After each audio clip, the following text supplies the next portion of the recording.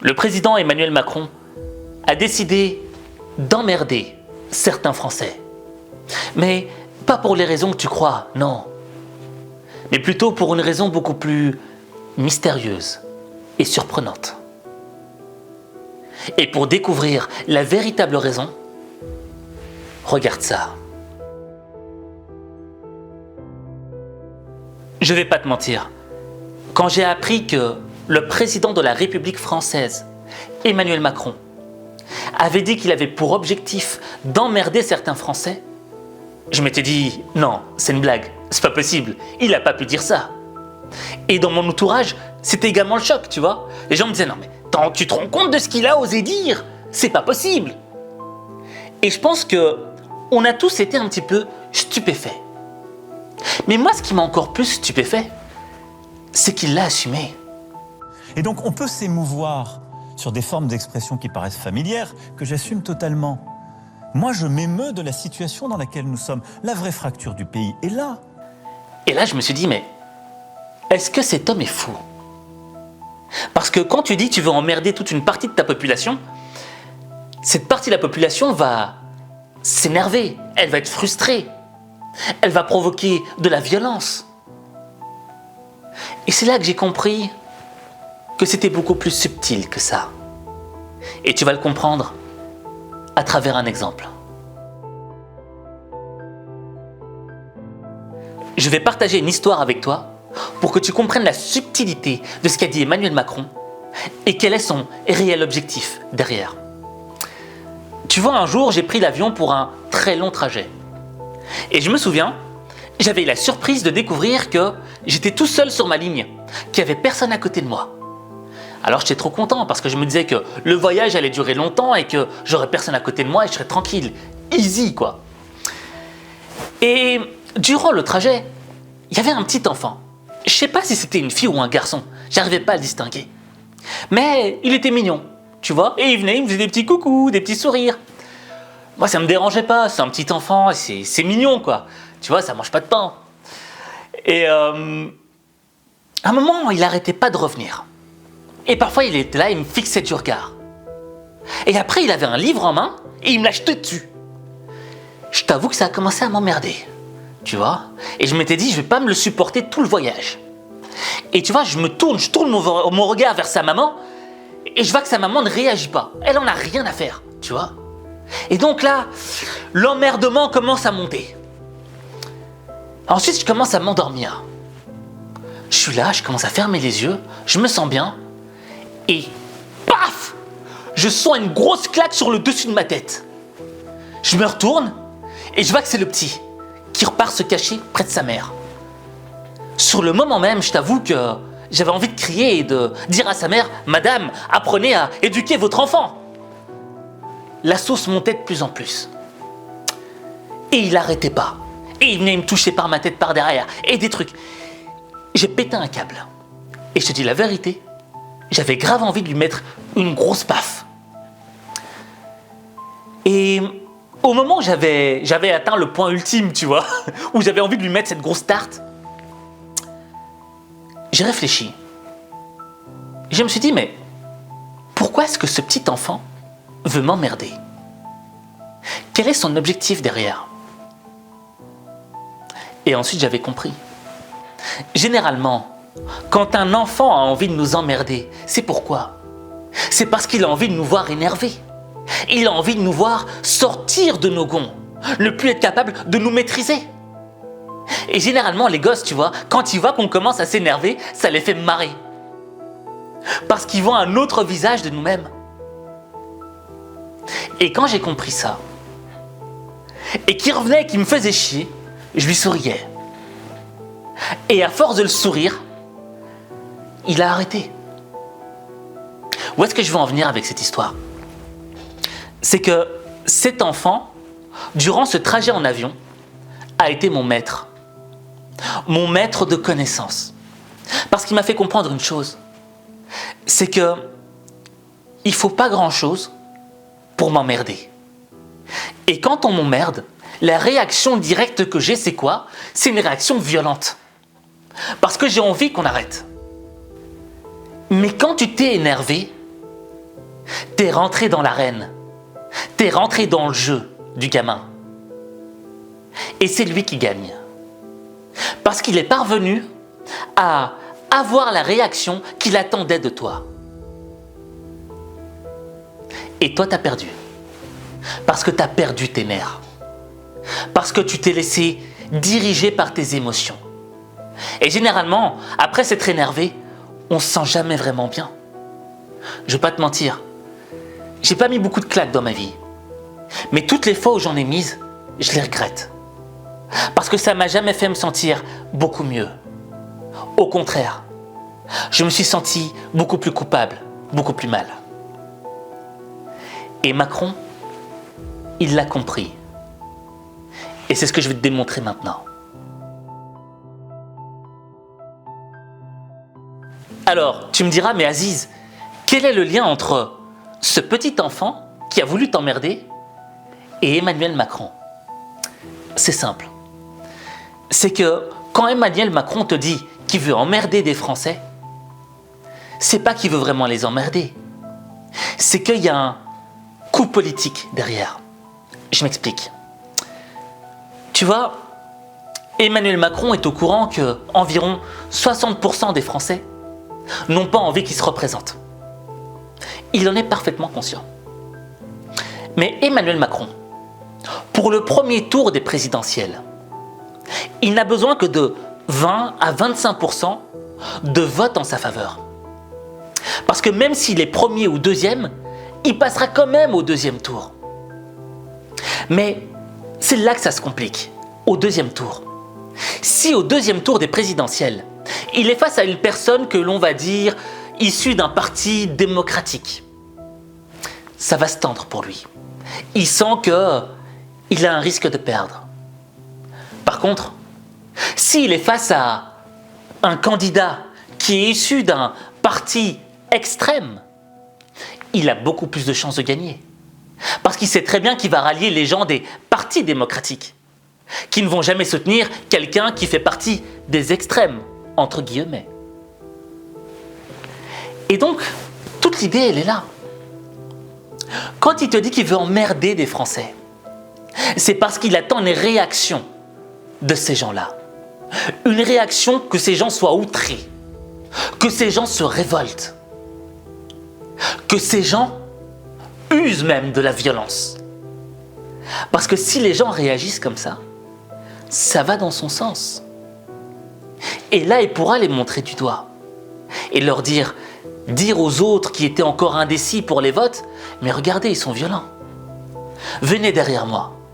Je vais agir tel un bouclier parce que j'ai le pouvoir. Et je vais rassembler ensuite. Si je reprends l'exemple du petit enfant dans l'avion, si cet enfant-là, qui m'avait vraiment emmerdé, et qui méritait une grosse baffe, si je lui avais donné cette grosse baffe dans l'avion, mais tout le monde m'aurait montré du doigt. Tout le monde aurait dit, mais cet homme est violent, attachez-le. Et quand je serais arrivé à l'aéroport, des flics auraient débarqué, ils m'auraient emmené en prison. Vous avez frappé un petit enfant, un pauvre petit enfant dans l'avion. Ouais, mais il m'a emmerdé, je lui ai mis juste une petite baffe. Tout aurait joué contre moi. Et c'est un petit peu le même principe. C'est de susciter l'extrême, pousser certaines personnes à l'extrême. Parce que cette réaction permettra de faire en sorte que, au deuxième tour, il y ait plus un candidat de l'extrême qui soit face à lui. Et s'il y a un candidat de l'extrême qui est face à lui, ben c'est sûr et net qu'il l'emporte.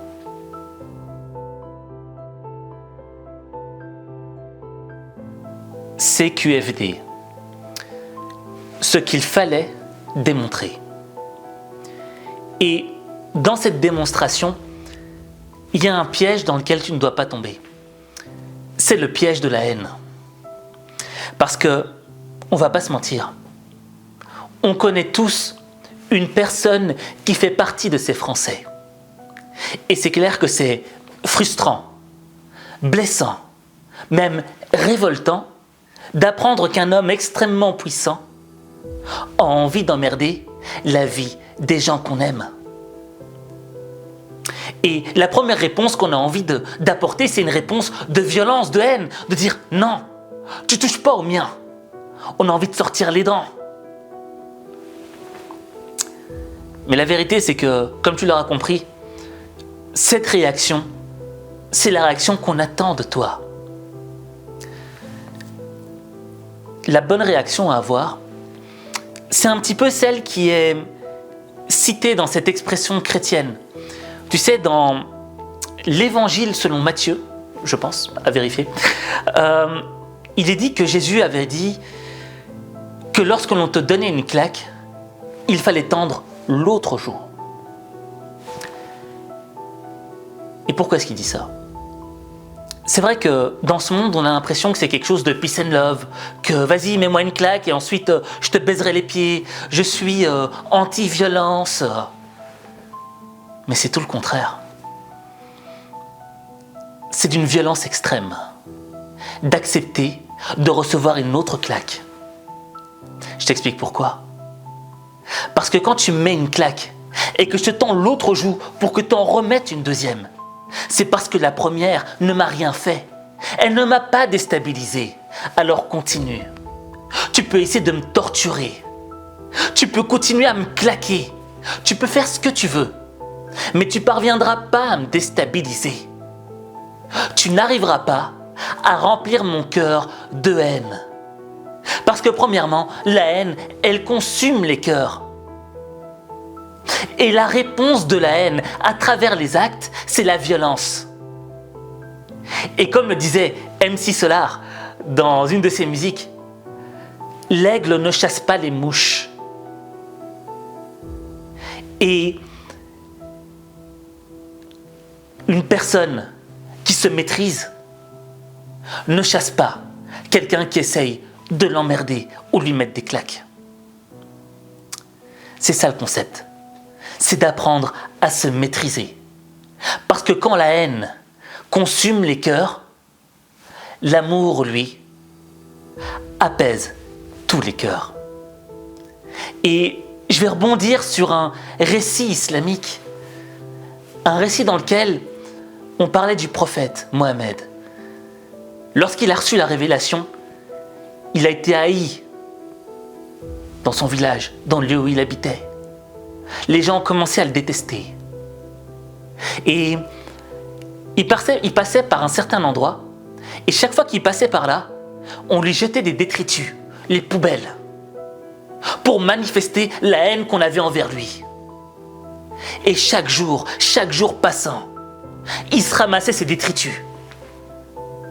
Jusqu'au moment où, un jour, lorsqu'il est passé par ce même endroit, il a vu que la personne qui lui jetait constamment ces détritus n'était pas présente pour les lui jeter. Et la réaction qu'il a eue, c'est de partir toquer à sa porte et de lui demander si tout allait bien, s'il n'était pas malade. Tu vois, répondre à la haine par de l'amour, répondre à l'ignorance par la science. Et je vais même encore rebondir sur l'histoire juive. Lorsque le peuple hébreu vivait en Égypte et qu'il était marginalisé, exclu de la société, considéré comme des sous-riens. Et tu avais Moïse, le prophète Moïse qui était la voix du peuple hébreu. Et Moïse voyait bien comment Pharaon s'amusait à emmerder la vie des Hébreux. Et Moïse, avec le pouvoir qu'il avait au sein de son peuple, il aurait pu leur dire « Les amis, mes frères, révoltez-vous par la violence. Parce que nous ne pouvons pas accepter que l'on nous marche sur les pieds ainsi. » Mais au lieu de répondre par la violence, ils ont répondu par l'intelligence. L'intelligence, c'est la paix. Et Pharaon a essayé de les emmerder jusqu'au bout. Et c'est lui qui a fini par tomber. Et là, je veux en venir avec tous toutes ces histoires qui sont religieuses, c'est pas pour te convertir au christianisme, à l'islam, au judaïsme. Tu vois, on n'est pas sur une chaîne prosélyte. Mais c'est pour qu'on en extrait quelque chose. Ce que je veux dire par là, c'est que ce dont je te parle, ça s'est produit il y a des siècles avant nous. Et pourtant, rien n'a changé. J'ai l'impression que l'on revit constamment les mêmes histoires. Et que constamment, on a aussi souvent les mauvaises réactions. Or, à travers les temps, on nous a démontré c'était quoi avoir les bonnes réactions. La maîtrise de soi. Parce que la personne qui est capable de se maîtriser elle-même est beaucoup plus puissante que la personne qui se prétend être le maître du monde. Tu sais, on ne vit pas un moment facile. Parce qu'on a l'impression que on est freiné dans nos vies. Que nos libertés se restreignent jour après jour. L'impression de vivre comme des animaux en cage. Et c'est extrêmement difficile de supporter ça. Et je le comprends. Mais dis-toi que cette épreuve, elle n'est pas là pour nous affaiblir. Elle est là pour nous renforcer. Et si je partage ce message avec toi, et que tu l'as compris, tu devrais sortir de cette vidéo encore plus fort. Parce que tu as compris quelque chose. Parce qu'il y a quelque chose qui s'est éclairé dans ta conscience. Et tu peux être fier de toi. Et pour moi, toute l'idée, elle est de se dire qu'une fois que cette période sera passée, j'espère qu'on aura grandi. Grandi spirituellement. Parce que si on est capable de grandir spirituellement, c'est notre vie qui va changer. Mais ta vie, il n'y a que toi qui peux la changer. Il n'y a que toi.